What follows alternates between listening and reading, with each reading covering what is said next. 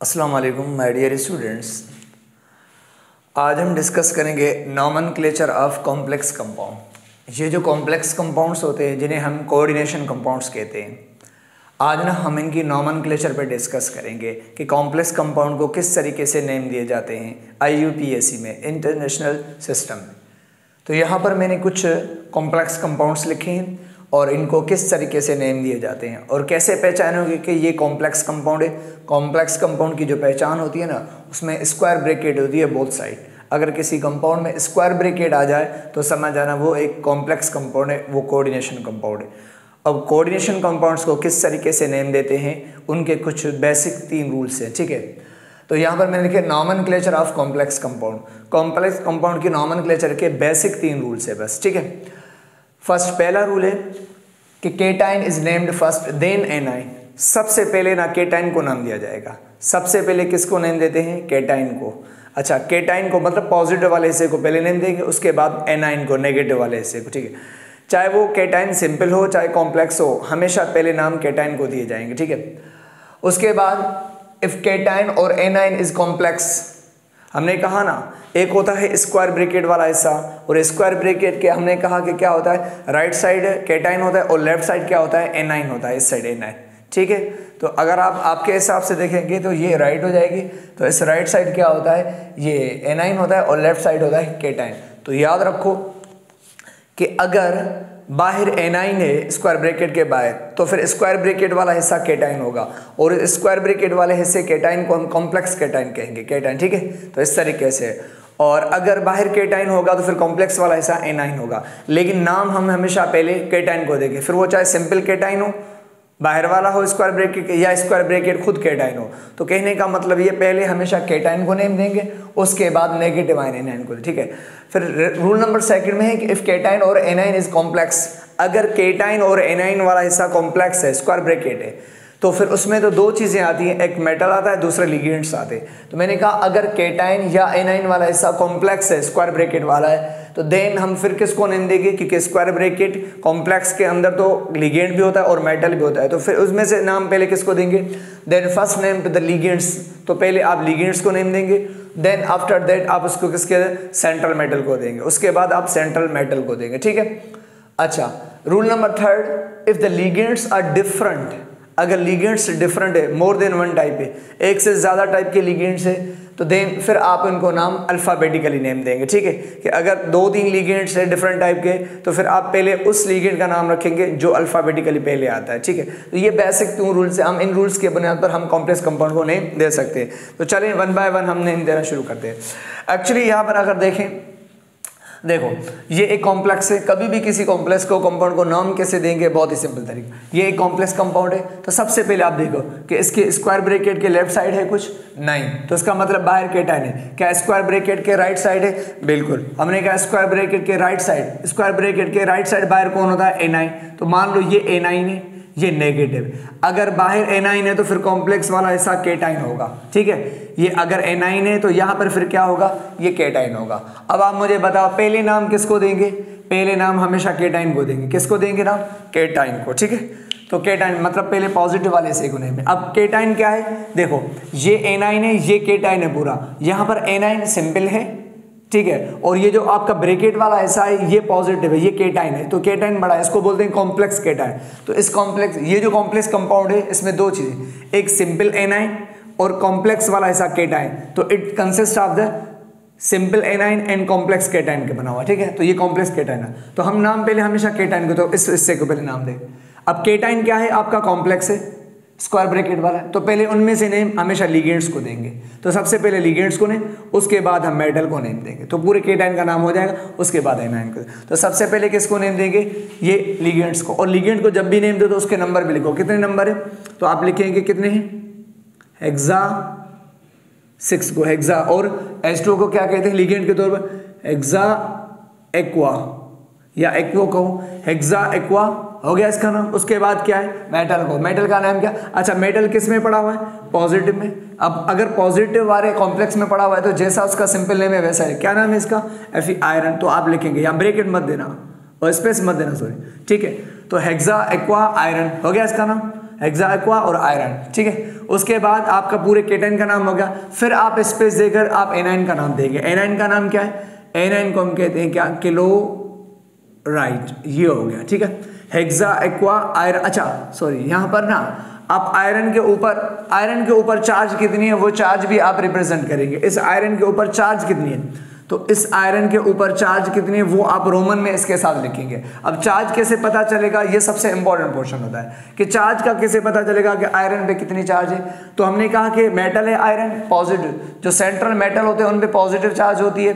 तो अब हमने कहा कॉम्प्लेक्स में जितनी नेगेटिव चार्ज होगी उतनी ही पॉजिटिव चार्ज होती है। ये तो क्लियर है, ठीक है। अब आप मुझे खुद बताओ, लिगेंड्स पे तो जीरो है, न्यूट्रल है, लिगेंड पे कोई चार्ज नहीं क्योंकि ये वाटर लिगेंड। और बाहर हमने कहा कि लिगेंड्स पे कोई चार्ज नहीं है, नेगेटिव। हमने कहा जितनी नेगेटिव होगी उतनी ही पॉजिटिव चार्ज होगी मेटल में। तो लिगेंड तो न्यूट्रल है। उसके बाद एनाइन है, एक क्लोराइड पे एक माइनस होती है। तो कितने क्लोराइड है? 3 क्लोराइड। तो 3 क्लोराइड पे 3 माइनस है। और कुछ है? तो इसका मतलब पूरे कॉम्प्लेक्स में -3 है। हमने कहा अगर -3 है तो पूरे कॉम्प्लेक्स में +3 है। वो प्लस किसके ऊपर होगी? वो आयरन के ऊपर प्लस होगी, ठीक है। तो आयरन के ऊपर कितनी प्लस है? आप लिखेंगे प्लस, रोमन में लिखेंगे 3। तो आयरन हेक्सा एक्वा आयरन 3 मतलब इसके ऊपर प्लस चार्ज है, ठीक है। तो आयरन 3। उसके बाद स्पेस देकर आप एनाइन का नाम लिखेंगे। क्या लिखेंगे? क्लोराइड। इस तरीके से हो जाएगा, ठीक है। अच्छा याद रखो, एनाइन और सिंपल जो कैटाइन हो, सिंपल एनाइन का कभी भी नंबर शो नहीं करें, just chloride, not try chloride, ठीक है। इस तरीके से नेक्स्ट देखें। अब यहां पर देखें, अब अगर आप स्क्वायर ब्रैकेट के बाहर कुछ देख, स्क्वायर ब्रैकेट के लेफ्ट साइड है, बिल्कुल है पोटेशियम। तो बाहर क्या है? Simple cation. तो बाहर कैटाइन है स्क्वायर ब्रैकेट के लेफ्ट साइड। तो हमने कहा फिर स्क्वायर ब्रैकेट वाला हिस्सा एनाइन हो जाएगा, नेगेटिव। तो इस कॉम्प्लेक्स में कैटाइन सिंपल है और एनाइन कॉम्प्लेक्स है। और नाम हमेशा हम पहले कैटाइन को देंगे, चाहे वो सिंपल हो चाहे कॉम्प्लेक्स हो। तो नाम पहले कैटाइन का, कैटाइन का नाम क्या है? सिंपल कैटाइन का नाम क्या है? पोटेशियम। तो आप इसको नाम देंगे पोटेशियम, ठीक है। पोटेशियम हो गया। उसके बाद किसको नेम देंगे? उसके बाद एनाइन को। अब इसे स्पेस देकर फिर इससे से ब्रैकेट वाले से को नेगेटिव चार्ज, ठीक है, नेगेटिव वाले से को नाम। इसमें ना अभी आपका जो एनाइन है वो कॉम्प्लेक्स है, ब्रैकेट वाला है। तो इसमें दो चीजें, मेटल और लिगेंड। तो पहले नाम किसको देते हैं? हमेशा पहले लिगेंड को देंगे। कितने लिगेंड है? 6। तो लिखेंगे हेक्सा, और NO2 को क्या कहते हैं? नाइट्रो। हेक्सा नाइट्रो हो गया। उसके बाद क्या नाम है? कोबाल्ट। मेटल का नाम क्या? कोबाल्ट। अच्छा अब एक बहुत ही इंपॉर्टेंट पॉइंट सुन लो, अगर कोई मेटल नेगेटिव कॉम्प्लेक्स में पड़ा हो तो फिर उसका जब नेम लिखेंगे ना तो उसके साथ 8 लगाएंगे। क्या लगाएंगे? 8 लगाएंगे उसके एंड में, उसके साथ 8 लगाएंगे। तो अब ये कोबाल्ट नहीं बल्कि कोबाल्टेट लिखेंगे। क्या लिखेंगे? क्योंकि कोबाल्ट मेटल नेगेटिव में पड़ा है तो उसके साथ क्या लगाएंगे? कोबाल्ट लिखे, फिर उसके आखिर में क्या लगाएंगे? 8। तो ये बन जाएगा कोबाल्टेट। ये तब होगा जब अगर मेटल नेगेटिव कॉम्प्लेक्स में पड़ा हुआ है, नेगेटिव वाले हिस्से में, तो फिर हम मेटल के साथ एंड में क्या 8 लगाएं। तो क्या हो जाएगा? हेक्सानाइट्रो कोबाल्टेट। तो फिर इस कोबाल्ट के ऊपर चार्ज कितनी है? अब चार्ज कैसे मालूम करते हैं? चार्ज तो आपको पता है कि एक नाइट्रो के ऊपर एक माइनस होती है, तो 6 नाइट्रो के ऊपर 6 माइनस। तो एक नाइट्रो पे 1 माइनस, तो 6 नाइट्रो पे 6 माइनस। तो इस कॉम्प्लेक्स में माइनस टोटल 6 है, ठीक है। अब हमने कहा अगर -6 है तो प्लस में 6 है। उसमें से बाहर प्लस कितनी है? पोटेशियम, एक प्लस होती है, तो बाहर 4 प्लस है। तो हमने कहा कि टोटल -6 है, तो फिर प्लस भी यहाँ पे 6 होगी। उनमें से 4 प्लस बाहर है, 4 प्लस बाहर है, बाकी कितनी? 2 प्लस बची। तो वो 2 प्लस किसके ऊपर होगी? वो आप कोबाल्ट को देंगे, ठीक है, पूरा बैलेंस करने की। तो कोबाल्ट के ऊपर कितनी चार्ज है? 2। रोमन में लिखेंगे कोबाल्टेट 2। और उसके बाद ठीक है, ये हो गया पोटेशियम हेक्सानाइट्रो कोबाल्टेट 2, ये इसका नाम हो जाएगा। इसी तरह आप इसको देखें, इस कॉम्प्लेक्स कंपाउंड को देखें, स्क्वायर ब्रैकेट के राइट साइड कुछ भी नहीं है, लेफ्ट साइड यहाँ पर भी कुछ भी नहीं है, ठीक है। तो कुछ नहीं है, तो इस तरीके से क्या है कि स्क्वायर ब्रैकेट राइट भी नहीं है, लेफ्ट भी नहीं है, और इसके ऊपर ब्रैकेट के ऊपर कोई चार्ज है। तो इसका मतलब है कि ये पूरा कॉम्प्लेक्स क्या है? This one complex is a neutral complex. तो ये एक न्यूट्रल कॉम्प्लेक्स कहलाता है। और न्यूट्रल कॉम्प्लेक्स के बिल्कुल नेमिंग आसान है। क्या करेंगे? इसमें कैटायन एनायन होता नहीं है, तो हम डायरेक्ट क्या करेंगे? सिंपल लिगेंड्स को नेम देंगे। तो लिगेंड, उसके बाद मेटल। अब लिगेंड यहाँ पर 2 टाइप के हैं, एक अमाइन है और दूसरा क्लोरो है। अब पहले किन लिगेंड्स का नाम? तो मैंने रूल नंबर 3 में लिखा है कि अगर लिगेंड एक से ज्यादा आ जाए तो फिर आप क्या करेंगे? अल्फाबेटिकल। अब हमने अमाइन को पहले नाम लेंगे या क्लोरो? अमाइन ए से आता है, क्लोरो सी से आता है। तो अल्फाबेटिकली पहले नाम किसका आता है? अमाइन का। तो पहले आप अमाइन लिखेंगे, उसके नंबर भी लिखेंगे, कितने हैं लिखेंगे आप? टेट्रा अमाइन हो गया इसका नाम। टेट्रा अमाइन, उसके बाद आप इन लिगेंड्स का स्पेस मत देना, उसके बाद डाइक्लोरो टेट्रामाइन डाइक्लोरो हो गया। उसके बाद आप मेटल, अच्छा मेटल न्यूट्रल, अगर न्यूट्रल कॉम्प्लेक्स में पड़ा हुआ है तो फिर जैसा नाम है वैसा लिखेंगे। क्या नाम लिखेंगे? क्रोमियम। और क्रोमियम पे चार्ज कितनी है? तो चार्ज देखें अमाइन पे कितनी होती है? अमाइन तो न्यूट्रल लिगेंड होता है, लेकिन क्लोरो, ये क्लोरीन गैस नहीं है, ये क्लोरो है, ये क्लोरीन माइनस है, 2 माइनस है लिखे हुए ऐसे लिखे जाते हैं, ठीक है, लिगेंड्स की तरह। तो ये 2 क्लोरीन माइनस है दोनों, ठीक है, तो इकट्ठे लिखे जाते हैं। अब आपको पता है, और दूसरी बात कि जो नेगेटिव लिगेंड्स होते हैं ना वो मेटल के साथ रखे जाते हैं, और जो न्यूट्रल होते हैं वो उसके बाद लिखते हैं, इसे में रख लेना, ठीक है। अच्छा अब हम क्या करेंगे? Tetra amine dichloro chromium. अब क्रोमियम पे चार्ज कितने है? ये अमाइन तो हो गया न्यूट्रल, बाहर भी नहीं है, लेकिन क्लोराइड तो माइनस है ना। अब हमने कहा इस पूरे कॉम्प्लेक्स में एक क्लोराइड पे एक माइनस, तो 2 क्लोराइड पे 2 माइनस। अब पूरे कॉम्प्लेक्स में टोटल -2 है, तो हमने कहा अगर -2 है तो पूरे कॉम्प्लेक्स में प्लस भी 2 होगी। वो प्लस कहां पर होगी? वो क्रोमियम पे होगी, क्योंकि ये तो न्यूट्रल है ना, तो 2 माइनस है क्लोरीन पे, तो इस तरीके से क्रोमियम पे भी 2 प्लस होगी उसको बैलेंस करने के लिए, तो क्रोमियम पे 2 चार्ज होगी, तो लिखेंगे क्रोमियम 2, ठीक है, ये हो जाएगा इसका नाम। नेक्स्ट इसकी तरह नेक्स्ट वाला अगर आप कंपाउंड देखें स्क्वायर ब्रैकेट के बाहर ना राइट साइड है ना कुछ, तो इसका मतलब है ये भी कॉम्प्लेक्स ऊपर की तरह न्यूट्रल है, इसके ऊपर चार्ज 0, इस ओवरऑल चार्ज 0 है, अंदर चार्ज है, बाहर ओवरऑल चार्ज 0 है, ठीक है, याद रखो। अच्छा अब हमने कहा न्यूट्रल है, तो पहले ने लिगेंड्स को, लिगेंड 2 टाइप के हैं यहाँ पर लिगेंड लिख रहा हूं मैं। लिगेंड्स कितने टाइप के हैं? 2, एक होते हैं एक्वा और दूसरे हैं साइनो। तो पहले नाम कौन से लिगेंड्स को? अल्फाबेटिकली एक्वा को कितने हैं? तो आप लिखेंगे ट्राई एक्वा इसका नाम होगा। उसके बाद फिर आप इसका साइनो का कितने हैं? ट्राई एक्वा ट्राई साइनो हो गया। उसके बाद आयरन न्यूट्रल कॉम्प्लेक्स में पड़ा है, तो क्या नाम है इसका? सिंपल, जैसा नाम है वैसा है, आयरन। अब इस आयरन पे चार्ज कितनी है? तो देखो एक्वा जो होते हैं वाटर के मालिक्यूल्स, उनके ऊपर तो 0 चार्ज होती है, ये तो लिगेंड न्यूट्रल हो गए, लेकिन साइनो के ऊपर तो माइनस होती है ना, एक साइनो के ऊपर एक माइनस, तो 3 साइनो है तो 3 माइनस, अगर -3 है तो प्लस भी 3 होगी, वो प्लस किसके ऊपर 3 होगी? वो होगी आयरन के ऊपर। तो याद रखो टोटल, ठीक है, इस तरीके से कितनी होगी? +3। तो इस तरीके से अगर आप यहां पर देखें तो तो यहाँ अच्छा टोटल माइनस देखा करो, बाहर भी है या अंदर, लिगेंड वाली माइनस भी है और जो एनाइन है उसकी टोटल माइनस देखो कितनी, तो प्लस भी उसके हिसाब से होगी। तो यहाँ तो अंदर 3 माइनस है, तो हमने कहा प्लस भी फिर 3 हो गया। आयरन आप 3 लिखेंगे यहाँ पे, ठीक है, ये आयरन 3 हो जाएगा। इसी तरह ये इसका नाम है tri aqua tri cyano iron 3, ये इस कॉम्प्लेक्स का नाम। नेक्स्ट वाला देखें, इस कॉम्प्लेक्स में स्क्वायर ब्रैकेट के राइट साइड कौन है? एनाइन, और अगर बाहर एनाइन है तो फिर कॉम्प्लेक्स वाला हिस्सा केटाइन, ठीक है। अब पहले नाम किसको देंगे? केटाइन को, इसके स्क्वायर ब्रैकेट वाले। केटाइन अगर कॉम्प्लेक्स है तो पहले नाम हम लिगेंड को देंगे। अच्छा अब लिगेंड, तो लिगेंड कितने हैं? 3, लेकिन एक खास बात याद रखो कि अगर लिगेंड कौन सा है? अगर लिगेंड ऑर्गेनिक है तो ऑर्गेनिक लिगेंड्स के लिए हम उनके नंबरिंग को डाई ट्राई नहीं कहते। तो याद रखना, अगर लिगेंड्स क्या हैं? अगर लिगेंड्स ऑर्गेनिक है, इथाइल किसकी फुल फॉर्म है? इथाइलिन डायमाइन एक ऑर्गेनिक लिगेंड है, और ऑर्गेनिक लिगेंड्स के जब भी हम नंबरिंग देंगे तो डाई ट्राई टेट्रा नहीं देते, उनके लिए एक अलग स्पेशल लफ्ज इस्तेमाल किए जाते हैं। कौन से? उनके लिए हम इस्तेमाल करते हैं जैसे बिस का मतलब होता है 2, और अगर 3 होंगे तो हम इसके लिए क्या करेंगे? ट्रिस करेंगे, ठीक है। तो हमने कहा कि ऑर्गेनिक लिगेंड्स के लिए उनके नंबरिंग को बिस 2 और ट्रिस 3, तो ये टर्म्स इस्तेमाल करेंगे डाई ट्राई। क्यों? क्योंकि ऑर्गेनिक कंपाउंड्स के नेम के अंदर ऑलरेडी उनके पास अपने डाई और ट्राई होते हैं, जैसे इसका नाम इथाइलिन डायमाइन, तो इनके नाम के अंदर ऑलरेडी डाई ट्राई लगे होते हैं, इसलिए हम उनके दूसरे नंबर को डाई ट्राई नहीं देते, उनकी जगह पे हम बिस और ट्रिस देते। तो अब मुझे बताओ कितने लिगेंड है? 3 लिगेंड है, तो 3 के लिए क्या लिखेंगे आप? ट्रिस, ठीक है। ट्रिस लिखने के बाद इसका नाम EN का फुल फॉर्म कहाँ लिखेंगे? स्क्वायर ब्रैकेट में। ट्रिस मतलब 3 इथाइलिन डायमाइन, ठीक है, ट्रिस इथाइलिन डायमाइन लिखेंगे। उसके बाद क्या? मेटल का नाम, मेटल पॉजिटिव में तो जैसा नाम है वैसा ही लिखेंगे। आयरन, अब आयरन पे चार्ज कितनी है? वो चार्ज देखें, देखो इथाइलिन डायमाइन तो न्यूट्रल है, हमने कहा लिगेंड तो न्यूट्रल हो गया, तो बाकी बाहर देखें, हाँ बाहर एनाइन है, SO4 है, SO4 पे कितनी चार्ज होती है, -2 होती है, आपको पता है रेडिकल है, SO4 पे माइनस, तो पूरे कॉम्प्लेक्स में -2 कितनी, -2 चार्ज है, वो भी बाहर है, अंदर लिगेंड न्यूट्रल है, तो सिर्फ माइनस बाहर है, तो हमने कहा टोटल माइनस SO4 पे -2 है, तो पूरे कॉम्प्लेक्स में -2, हमने कहा अगर -2 तो +2 किसके ऊपर, वो आयरन के ऊपर, तो आयरन के ऊपर +2 चार्ज हो जाएगी, आयरन 2।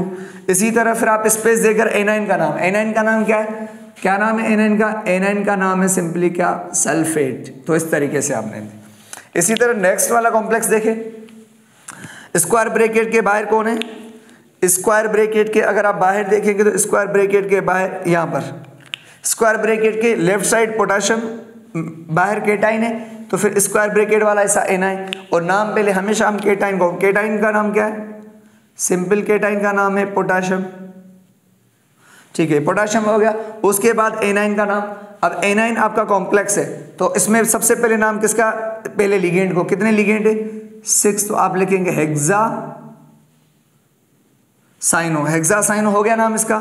उसके बाद क्या है, अब आयरन, अब आयरन कहां पड़ा हुआ है, नेगेटिव में, जब भी आयरन नेगेटिव वाले हिस्से में, नेगेटिव अगर कॉम्प्लेक्स में पड़ा हुआ है नेगेटिव पार्ट में, तो फिर हम आयरन नहीं लिखेंगे, फिर हम उसके आखिर में AT लगाएंगे, वो भी उसके लैटिन नेम के साथ। तो जब भी कोई अगर लैटिन वाला मेटल मौजूद है नेगेटिव वाले हिस्से में, तो उसका लैटिन नेम यूज करके उसके आखिर में एट लगाएंगे, तो फिर आयरन ना आयरन लिखेंगे ना आयरन एट, बल्कि इसका लैटिन नेम लिख के उसके साथ AT लगाएंगे, तो इसका नाम क्या लिखेंगे, फेरेट। तो फेरेट तब लिखा जाता है आयरन के लिए जब वो नेगेटिव में हो, नेगेटिव कॉम्प्लेक्स, तो आयरन अभी नेगेटिव कॉम्प्लेक्स में, तो इसलिए हम क्या लिखेंगे, इसके लिए हम लिखेंगे फेरेट, तो ये हो जाएगा फेरेट। और इस फेरेट पे चार्ज कितनी आयरन पे, तो फेरेट पे चार्ज कितनी, एक साइनो पे 1 माइनस होती है, तो 6 साइनो पे 6 माइनस, एक साइनो पे 1 माइनस, तो 6 पे 6 माइनस, हमने कहा -6 है चार्ज अगर कॉम्प्लेक्स में, तो प्लस भी 6 है, तो टोटल प्लस भी 6 है। बाहर कितनी प्लस है, 4 पोटेशियम है, बाहर 4 प्लस है, बाकी 2 प्लस बची, तो फिर वो आयरन पे है, तो आयरन पे कितनी चार्ज है, 2 हो जाएगी, फेरेट 2 हो जाएगा। इस तरीके से ये नाम। नेक्स्ट वाला देखें, अब इस कॉम्प्लेक्स को देखें अगर आप, तो स्क्वायर ब्रैकेट के बाहर क्या है, यहां पर अगर आप देखें तो स्क्वायर ब्रैकेट के बाहर, ठीक है, तो स्क्वायर ब्रैकेट के ना राइट साइड ना कुछ है, लेकिन इस कॉम्प्लेक्स के ऊपर चार्ज तो है ना, तो इसका मतलब ये कॉम्प्लेक्स कंपाउंड नहीं है, ये बल्कि कॉम्प्लेक्स आयन है, खाली कॉम्प्लेक्स आयन दिया गया, इसको बोलते हैं कॉम्प्लेक्स एनाइन। तो कॉम्प्लेक्स एनाइन का नाम कैसे, बिल्कुल सिंपल, पहले लिगेंड का नाम, क्या लिगेंड का नाम है, हेक्सा, क्या लिगेंड्स का नाम देंगे, हेक्सा, और क्या नाम है, साइनो, हेक्सासाइनो हो गया। उसके बाद आयरन, अब हमने कहा आयरन नेगेटिव में, इस कॉम्प्लेक्स के ऊपर नेगेटिव चार्ज है, तो जब भी आयरन नेगेटिव कॉम्प्लेक्स में होगा तो उसके लिए क्या लिख देंगे, फेरेट, तो हेक्सासाइनो फेरेट हो गया। अब इस फेरेट पे चार्ज कितने हैं, तो सिंपल, एक साइनो पे 1 माइनस, तो 6 साइनो पे 6 माइनस, टोटल अंदर माइनस कितनी है, 6। अब 6 माइनस में से जो ऊपर हमने माइनस लिखी है ना, जो बच गई हमने लिखी, तो टोटल 6 माइनस है, 6 माइनस में से हमने कहा कि 3 माइनस जो बच गए वो ऊपर लिखी, बाकी जो 3 माइनस है वो कहां चले गए, बाकी जो रिमेनिंग 3 माइनस है वो इसकी प्लस के साथ कैंसिल हो गए। अब देखो, जो माइनस बच गई वो ऊपर रखते हैं, जैसे -3 बच गई, तो बाकी गई कितनी, -3, वो जो 3 माइनस गायब गई वो इसकी प्लस के साथ, तो जो माइनस गायब होंगी समझ जाना वो इसकी प्लस के साथ कैंसिल होगी, तो टोटल -6 है, जिसमें से 3 माइनस आपकी बच गए, तो बाकी 3 गई, वो 3 जो माइनस गई वो इसके 3 प्लस के साथ न्यूट्रलाइज हो गए, तो कितनी, तो इसके ऊपर आयरन के फेरेट के ऊपर 3 प्लस चार्ज होगी, ठीक है, इस तरीके। और आखिर में आप ये लिखेंगे आयन, कि ये आयन है, ठीक है, इस तरीके, हेक्सासाइनोफेरेट 3 आयन, इस तरीके से ये कॉम्प्लेक्स है सिंपल। अच्छा, ये कितने लिगेंड वाला कॉम्प्लेक्स है, ये है ना, ये इस तरीके से 8वें नंबर, ठीक है। तो इसको देखिए, स्क्वायर ब्रैकेट के बाहर क्या है, स्क्वायर ब्रैकेट के बाहर नेगेटिव और इस पे फिर पॉजिटिव, पहले नाम हमेशा केटाइन को, केटाइन में पहले किसका, लिगेंड, लिगेंड कितना, क्या नाम है, डायअमाइन, तो इस तरीके से डायअमाइन, और इस तरीके से डायअमाइन, फिर उसके बाद मेटल का नाम सिल्वर, सिल्वर पे चार्ज, ये तो लिगेंड अमाइन, तो फिर नेगेटिव चार्ज बाहर है, हाँ 1 माइनस है, पूरे कॉम्प्लेक्स में 1 माइनस, तो सिल्वर पे प्लस भी 1 होगी, सिल्वर, और स्पेस देकर क्या लिखेंगे, 1 क्लोराइड लिखेंगे, ठीक है, इस तरीके से। यहाँ पर ना मैं एक आपको और कंपाउंड लिखवा देता हूँ, ठीक है, इस तरीके से आप लिख सकते हैं। यहाँ पर देखिए कि अगर आपके पास ऐसे आ जाए मैग्नीज, ठीक है, और ये कार्बोनाइल, ठीक है, इस तरीके से अगर आ जाए,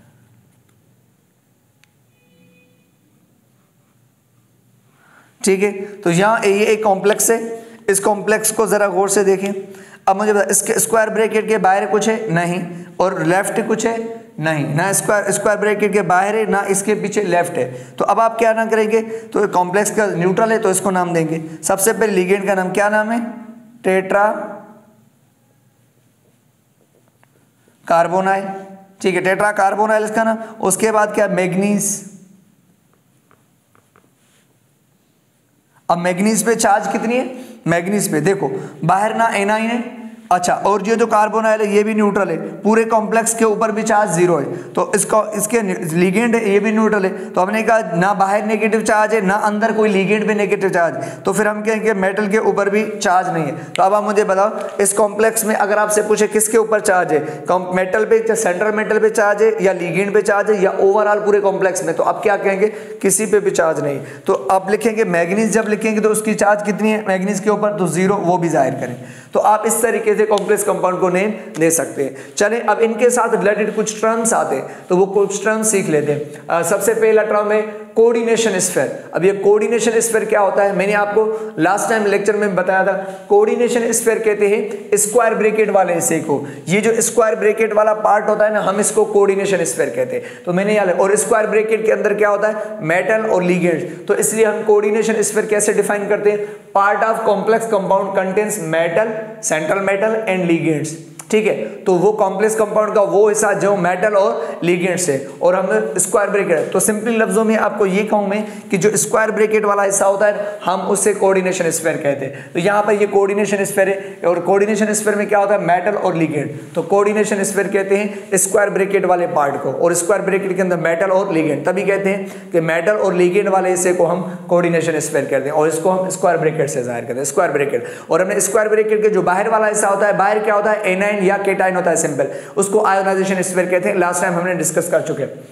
अच्छा, उसके बाद एक कोऑर्डिनेशन नंबर क्या होता है, ये बहुत इंपॉर्टेंट। कोऑर्डिनेशन नंबर कहते हैं number of electron pairs accepted by central metal. अब कोऑर्डिनेशन नंबर कहते हैं, कोऑर्डिनेशन नंबर होता है सेंट्रल मेटल का। कोऑर्डिनेशन नंबर किसका होता है, सेंट्रल मेटल का।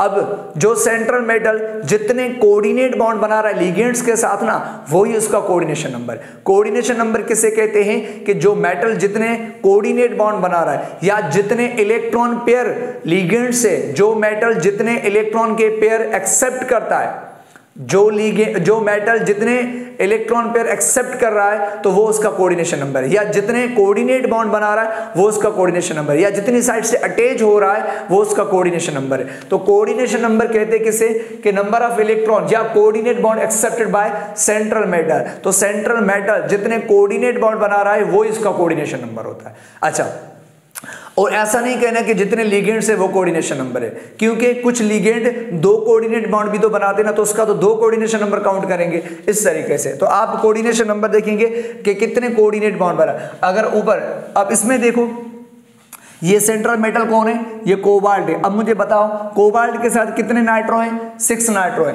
अब मुझे बता, एक नाइट्रो कोबाल्ट के साथ एक कोऑर्डिनेट बॉन्ड बनाएगा, तो 6 नाइट्रो कोबाल्ट के साथ कितने, 6 कोऑर्डिनेट बॉन्ड बनाएगा। तो हम कह सकते हैं इस कॉम्प्लेक्स में कोबाल्ट के साथ नाइट्रो कितने कोऑर्डिनेट बॉन्ड बना रहा है, 6। तो जिस मेटल के साथ जितने कोऑर्डिनेट बॉन्ड बनाएंगे लिगेंड्स, वो उसका कोऑर्डिनेशन नंबर। तो हम कह सकते हैं कि इस कॉम्प्लेक्स में कोबाल्ट का कोऑर्डिनेशन नंबर क्या है, हम कहेंगे, ठीक है, इस तरीके से कोबाल्ट का कोऑर्डिनेशन नंबर क्या है, हम कहेंगे इसका कोऑर्डिनेशन नंबर 6 है। इसी तरह ऊपर वाले में देखिए आयरन, आपको पता है कि इसके आयरन के साथ क्या है, वाटर के लिगेंड, और वाटर के लिगेंड मोनोडेंटेड लिगेंड होते हैं। मोनोडेंटेड लिगेंड एक कोऑर्डिनेट बॉन्ड बनाते। तो अब आप मुझे बताओ आयरन के साथ कितने, 6 वाटर, एक वाटर इसके साथ एक कोऑर्डिनेट बॉन्ड बनाएगा, 6 वाटर के मालिक्यूल तो 6 कोऑर्डिनेट बॉन्ड बनाएंगे। तो इसका मतलब क्या है कि इसके साथ 6 कोऑर्डिनेट बॉन्ड बनाएंगे, तो इसका मतलब है इसका कोऑर्डिनेशन नंबर भी क्या होगा, इसका भी 6 होगा। ठीक है, इस तरीके से जिस मेटल के साथ कोऑर्डिनेट बॉन्ड उसका होगा। अच्छा, इस तरीके से देखिए इसका, अगर आप क्रोमियम का देखें तो क्रोमियम के साथ 2 क्लोरीन है और 4 अमाइन। क्लोरीन भी मोनोडेंटेड है और अमाइन भी मोनोडेंटेड है, तो 2 क्लोरीन इसके साथ कोऑर्डिनेट बॉन्ड बनाएंगे और 4 अमाइन बनाएंगे, तो टोटल कितने, 6। तो इसका भी कोऑर्डिनेशन नंबर क्या हो जाएगा, 6 हो जाएगा। इसी तरह आयरन के साथ देखो यहाँ पर साइनो, एक साइनो भी मोनोडेंटेड लिगेंड है। मैंने लास्ट टाइम डिस्कस किया था मोनोडेंटेड वालों पे, तो क्लासिफिकेशन ऑफ लिगेंड्स में आप डिस्कस किया हुआ, ठीक है। तो साइनो ये भी मोनोडेंटेड है, एक साइनो एक कोऑर्डिनेट बॉन्ड, तो 3 साइनो 3 कोऑर्डिनेट बॉन्ड ये बनाएंगे, और वाटर भी मोनोडेंटेड है तो 3 ये कोऑर्डिनेट बॉन्ड, तो टोटल आयरन के साथ कितने कोऑर्डिनेट बनेंगे 6। तो हमने कहा जितने कोऑर्डिनेट बॉन्ड बनेंगे वो इसका कोऑर्डिनेशन नंबर होगा। इसी तरह अच्छा अब यहाँ पर देखें, हमने कहा आयरन के साथ कितने लिगेंड है, 3 लिगेंड है। कौन से वाले, इथाइलिन डायमाइन। अब ये जो इथाइलिन डायमाइन है, ये इथाइलिन जो डायमाइन है ये क्या है, एक इथाइलिन डायमाइन आपको पता है बाइडेंटेड लिगेंड होता है, तो एक इथाइलिन डायमाइन 2 कोऑर्डिनेट बॉन्ड बनाएगा, तो दूसरा भी 2 बनाएगा, तीसरा भी 2, लेकिन लिगेंड 3 है, लेकिन हर लिगेंड कोऑर्डिनेट बॉन्ड 2 बनाता है। तो हमने कहा जितने कोऑर्डिनेट बॉन्ड मेटल के साथ होंगे वो इसका कोऑर्डिनेशन नंबर होगा। तो एक इथाइलिन डायमाइन 2 कोऑर्डिनेट बॉन्ड बनाएगा, तो दूसरा भी 2 बनाएगा, तीसरा भी 2। तो इस तरीके से आयरन के साथ टोटल कितने कोऑर्डिनेट बॉन्ड, लिगेंड मत देखो, कोऑर्डिनेट बॉन्ड कितने बन रहे, तो आप कहेंगे सर कोऑर्डिनेट बॉन्ड आयरन के साथ 6, तो हम कहेंगे 6 कोऑर्डिनेट बॉन्ड, तो इसका भी कोऑर्डिनेशन नंबर 6 होगा। तो इसका भी कोऑर्डिनेशन नंबर 6 होगा। 3 मत कहना, क्योंकि एक लिगेंड 2 कोऑर्डिनेट बॉन्ड बनाता है, क्योंकि ये बाइडेंटेड लिगेंड है। तो इस तरीके से अगर लिगेंड मोनोडेंटेड है तो फिर जितने लिगेंड है कोऑर्डिनेट बॉन्ड भी उतने बनेंगे, फिर उनका ऑक्सीडेशन और उनका कोऑर्डिनेशन नंबर भी वही होगा। लेकिन अगर लिगेंड बाय और ट्राइडेंटेड है तो फिर आप लिगेंड के हिसाब से उनको कोऑर्डिनेशन नंबर नहीं दे सकते, फिर आप, क्योंकि बाइडेंटेड एक लिगेंड 2 कोऑर्डिनेट बॉन्ड बनाता है, 3 है तो 6 बनाए, इसलिए कोऑर्डिनेशन नंबर 6 हो जाएगा। और यहाँ पर देख एक साइनो एक कोऑर्डिनेट बॉन्ड बनाता है आयरन के साथ, तो 6 साइनो है तो 6, तो इसका कोऑर्डिनेशन नंबर भी क्या होगा, इसका भी 6 होगा। इसी तरह यहां पर भी आयरन के साथ 6 साइनो है, तो यहां पर भी कोऑर्डिनेशन नंबर 6 होगा। और यहां पर देखें कि देखो सिल्वर के साथ कितने, 2 अमाइन, एक अमाइन एक कोऑर्डिनेट बॉन्ड बनाएगा, दूसरा अमाइन दूसरा कोऑर्डिनेट, तो इस तरीके से इसका कोऑर्डिनेशन नंबर यहां पे क्या होगा, 2 होगा।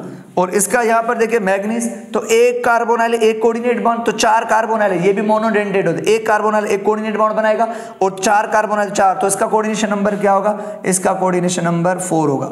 ज्यादातर जो कॉम्प्लेक्स कंपाउंड होते हैं वो कोऑर्डिनेशन नंबर 6 और 4 वाले होते हैं, ज्यादातर स्टेबल, ठीक है। तो इस तरीके से हम 6 और वैसे तो 7, 8 वाले भी होते हैं, लेकिन ज्यादातर जनरली 6 और 4 वाले हम इस पर डिस्कस करते हैं। तो ये आपका कोऑर्डिनेशन नंबर भी हो गया। अब आ जाए कीलेटिंग एजेंट क्या होता है, what is the chelating agent. Chelating agent किसे कहते हैं, कीलेटिंग एजेंट कहते हैं ऐसा लिगेंड जो मेटल के साथ मिलकर रिंग बनाए, क्या बनाए, रिंग, ऐसा लिगेंड जो सेंट्रल मेटल के साथ मिलकर रिंग बनाए, उस लिगेंड को हम कीलेटिंग एजेंट कहेंगे। क्या कहेंगे, कीलेटिंग एजेंट, ठीक है। तो कीलेटिंग एजेंट हम किसे कहेंगे, जो रिंग बनाए मेटल। अब रिंग वो लिगेंड बनाएगा जो एक से ज्यादा कोऑर्डिनेट बॉन्ड बनाएगा, 1 2 कोऑर्डिनेट बॉन्ड बनाएगा, 3, जब भी कोई लिगेंड एक से ज्यादा कोऑर्डिनेट बॉन्ड बनाएगा, या कितने 2 बनाए या 3, एक से ज्यादा कोऑर्डिनेट बॉन्ड जब भी लिगेंड बनाता है तो रिंग बना लेता है। क्या बनाता है, रिंग। और वो लिगेंड जो रिंग बनाता है मेटल के साथ मिलकर, हम उसे कीलेटिंग एजेंट कहते हैं। तो मैंने लिखा है what is the chelating agent, ring farmer ligand, ring बनाने वाला लिगेंड, हम उसको कीलेटिंग एजेंट कहते हैं। और वो पता है कौन से लिगेंड है जो रिंग बनाते मेटल, वो multidentate, all multidentate, all polydentate ligands are chelating agent. जितने भी मल्टीडेंटेड लिगेंड्स है जो एक से ज्यादा कोऑर्डिनेट बॉन्ड बनाते, वो जब भी मेटल के साथ मिलते हैं तो रिंग बना लेते हैं। क्या बना लेते हैं, रिंग बना लेते हैं। जैसे यहां पर अगर मैं लिखूं, देखो अगर यहां की बात करें तो ये एक मेटल है, सपोज करें अगर आपके साथ यहां पर मैं लिखता हूं ये आयरन मेटल है, मान लो ये आयरन मेटल है। अब इसके साथ ना 2 लिगेंड है, एक 2 क्लोराइड है, ये कोऑर्डिनेट बॉन्ड बना रहे, ये इस तरीके से। अब इसके साथ 2 तो कोऑर्डिनेट बन गया। अब उसके साथ क्या है, अगर मैं बात करूं इथाइलिन डायमाइन की, जो आपको पता है कि इथाइलिन डायमाइन जो होते हैं वो बाइडेंटेड लिगेंड्स होते हैं। क्या होते हैं, बाइडेंटेड लिगेंड्स होते हैं।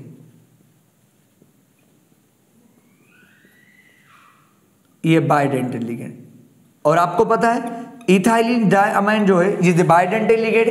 अब जब ये मिलेंगे इस मेटल के साथ तो एक कोऑर्डिनेट यहां से बनाएंगे और एक कोऑर्डिनेट बॉन्ड यहां से बनाएंगे। तो जब भी एक से 2 साइड से बॉन्ड कोऑर्डिनेट, जैसे ही कोऑर्डिनेट 2 साइड से, तो एक क्या बन जाएगी, ये रिंग बन जाएगी। इस तरीके से ये यहां से कोऑर्डिनेट बॉन्ड बनाएंगे और ये यहां से कोऑर्डिनेट बॉन्ड, तो रिंग बन जाती है। तो ये इथाइलिन डायमाइन एक से ज्यादा कोऑर्डिनेट बॉन्ड, जो भी लिगेंड एक से ज्यादा कोऑर्डिनेट बॉन्ड बनाएगा तो वो एक साइड से एक कोऑर्डिनेट और दूसरा दूसरी साइड से बनाएगा। तो इस तरीके से जब भी वो कनेक्ट होगा मेटल के साथ तो एक रिंग स्टाइल बन जाएगी। तो जो लिगेंड रिंग बनाता है मेटल के साथ मिलके वो कीलेटिंग एजेंट। तो अब आप मुझे बताओ, तो ये जो लिगेंड है, ये जो लिगेंड है ना, इसको हम क्या बोलेंगे, इसको बोलेंगे, ये जो रिंग बना रहा है इसको बोलते हैं कीलेटिंग एजेंट, ये कीलेटिंग एजेंट है, ठीक है। ये क्या है, ये कीलेटिंग एजेंट कहलाएगा। इस लिगेंड्स को कीलेटिंग एजेंट कहेंगे, रिंग बनाने वाला। और मल्टीडेंटेट जितने भी लिगेंड वो सब कीलेटिंग एजेंट होते हैं। जब भी 2-3 कोऑर्डिनेट बॉन्ड बनाते ना तो वो रिंग बना लेते हैं। और मोनोडेंटेट कभी रिंग नहीं, क्योंकि जब भी कोई एक कोऑर्डिनेट बॉन्ड बनेगा वो रिंग नहीं बनेगी। और मोनोडेंटेट लिगेंड्स कीलेटिंग एजेंट नहीं होते, ये ज़हन में रख लेना। अच्छा, अब एक कीलेट, कीलेट किसे कहते हैं? कीलेट कहते हैं कि पूरे कॉम्प्लेक्स, ऐसा कॉम्प्लेक्स जिसमें रिंग बनी हो, ऐसा कॉम्प्लेक्स जिसके अंदर कीलेटिंग एजेंट हो। तो ऐसा कॉम्प्लेक्स जिसमें रिंग लाइक कॉम्प्लेक्स, जिसमें रिंग बनी हो, उस पूरे कॉम्प्लेक्स कंपाउंड को हम कीलेट कहते हैं। जैसे हमने कहा कि इस कॉम्प्लेक्स कंपाउंड में ये जो लिगेंड है, जो रिंग बना रहा है, इसको कीलेटिंग एजेंट कहेंगे। लेकिन अगर हम बात करें कि पूरे कॉम्प्लेक्स की, तो ये जो पूरा कॉम्प्लेक्स है, ये पूरा कॉम्प्लेक्स, इस पूरे कॉम्प्लेक्स को क्या कहेंगे? इस पूरे कॉम्प्लेक्स को हम कहेंगे कीलेट। तो ये कॉम्प्लेक्स कीलेट, इसको कीलेट क्यों कह रहे? क्योंकि इसमें रिंग बनी हुई है। तो ऐसा कॉम्प्लेक्स कंपाउंड जिसमें क्या हो, रिंग बनी हो, रिंग, तो उस पूरे कॉम्प्लेक्स कंपाउंड को कीलेट कहते हैं। और वो लिगेंड जो रिंग बना रहा है उसको कीलेटिंग एजेंट कहते हैं। तो हमने कहा कि chelate ring type of complex, तो ring type of complex compound को हम कीलेट कहते हैं। और उसमें जो लिगेंड होता है रिंग बनाने वाला, उस रिंग बनाने वाले लिगेंड को हम कीलेटिंग एजेंट कहते हैं, ठीक है। इस तरीके से अब आपसे अगर यहां से पूछा जाए, मान लो अगर आपसे पूछा इनमें से मुझे बताओ कौन सा कीलेट कंपाउंड है, इसमें से ये सारे कॉम्प्लेक्स कंपाउंड है, तो इनमें से बताओ कौन सा कॉम्प्लेक्स कंपाउंड कीलेट है, मतलब रिंग टाइप है। तो जहां पर बाइडेंटेड लिगेंड होगा, जहां पर पॉलीडेंटेड लिगेंड होगा वही, तो कहीं भी पॉलीडेंटेड लिगेंड नहीं, सिर्फ किसमें है? सिर्फ आपका पॉलीडेंटेड लिगेंड इसके अंदर है। तो क्योंकि इसके अंदर इथाइलिन डायमंड क्या होते हैं? Bidentate ligand. ये जब भी मिलेंगे आयरन के साथ तो रिंग बना लेते हैं, और पूरे इस कॉम्प्लेक्स में रिंग बनी हो। तो ऐसे कॉम्प्लेक्स जिनके अंदर रिंग बनी होती है हम उनको कीलेट, तो सिर्फ यही कीलेट है कॉम्प्लेक्स है, बाकी सब नॉन कीलेट है, ठीक है। इस तरीके से उसके बाद आ जाओ, अब हमने कहा बेसिक चीजें, कोऑर्डिनेशन नंबर। हमने कहा कोई कॉम्प्लेक्स कंपाउंड में कोऑर्डिनेशन नंबर 2 होगा तो उसके स्ट्रक्चर कैसे होगा? अगर कोऑर्डिनेशन नंबर 4 वाले होंगे, कोऑर्डिनेशन नंबर 4 मतलब कि अगर मेटल के साथ 4 लिगेंड कनेक्ट है, फिर उसकी शेप कैसी होगी? तो इस तरीके से मैं आपको बता रहा हूं। एक्चुअली याद रखो, मैंने यहां पे लिखा है कि अगर कोऑर्डिनेशन नंबर 2, अगर कोऑर्डिनेशन नंबर 2 होगा कॉम्प्लेक्स का, तो समझ जाना मेटल के साथ 2 लिगेंड्स होंगे, 2 लिगेंड्स होंगे। और वो 2 लिगेंड कैसे? वो लीनियर में, लीनियर की शेप में मिले होंगे, याद रखा, एक लिगेंड था। और एंगल कितना होगा? तो 180 का। कि अगर कोऑर्डिनेशन नंबर 2 है, मतलब अगर मेटल के साथ 2 लिगेंड्स कनेक्ट है, तो उनकी शेप क्या होगी? स्ट्रेट होगी, लीनियर, ठीक है, ज्योमेट्री लीनियर, और एंगल 180 की होगी। अच्छा, अगर कोऑर्डिनेशन नंबर 4 है, अगर मेटल के साथ 4 लिगेंड्स कनेक्ट है कोऑर्डिनेशन नंबर 4 के साथ, तो 4 कोऑर्डिनेशन नंबर है, मतलब 4 लिगेंड कनेक्ट है, तो Ml4, तो फिर उसकी शेप 2 हो सकती है। या तो उसकी शेप क्या होगी? या तो उसकी शेप टेट्राहेड्रल होगी, या तो उसकी स्क्वायर प्लेनर होगी। तो याद रखना कि अगर कोऑर्डिनेशन नंबर 4 वाले जो भी कॉम्प्लेक्स कंपाउंड होते हैं, मतलब जो 4 लिगेंड्स वाले कंपाउंड्स होते हैं, उनकी शेप टेट्राहेड्रल भी हो सकती है और स्क्वायर प्लेनर भी होगी। अगर टेट्राहेड्रल होगी तो फिर उसकी हाइब्रिडाइजेशन sp3 होगी। अगर स्क्वायर प्लेनर होगी शेप तो उसकी हाइब्रिडाइजेशन dsp2 होगी। क्या होगी? dsp2। और अगेन एंगल कितनी होगी? 109.5 डिग्री, और इसकी क्या होगी? 90 डिग्री होगी, ठीक है। इस तरीके से तो, और ये आपका एग्जांपल है, ये टेट्राहेड्रल स्टाइल में होगा और ये इस तरीके से स्क्वायर प्लेनर में होगा, ठीक है। तो ये टेट्राहेड्रल स्टाइल में होगा और ये स्क्वायर प्लेनर में होगा, ठीक है। तो ये 2 एग्जाम्पल भी ध्यान में रख लेना, ठीक है।